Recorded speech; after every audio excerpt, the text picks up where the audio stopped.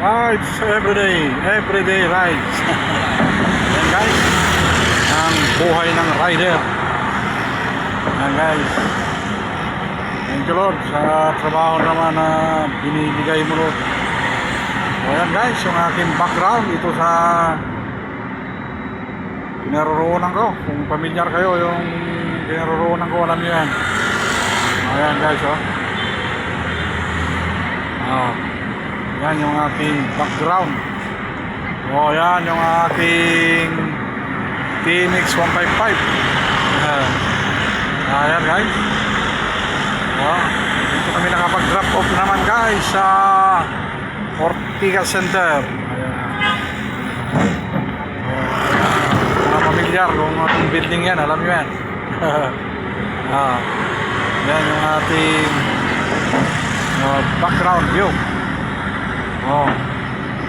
Yan yung mga building na nataasan na naman. Thank you guys for watching. Yan yung aking background view. Okay, thank you Lord. Okay, meron naman tayong Bible verse bago tayo magtapos.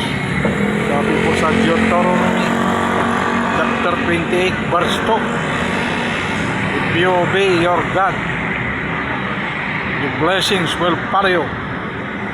Amen? Yan po, tayo raw po ay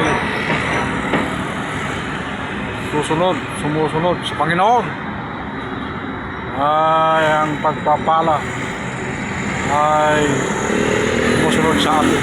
Amen? Kaya pinangahawakan ko yung verse na yan guys sa Deuteronomy chapter 28 verse 2. Yeah. If you obey your God, if you obey the Lord your God, blessings will follow you.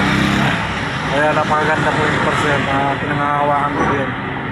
Kapag tayo po ay sumusunod sa kalooban ng Panginoon, ang pagpapala niya ay sumusunod sa atin. Kung kumbaga ibibigay sa atin. Amen?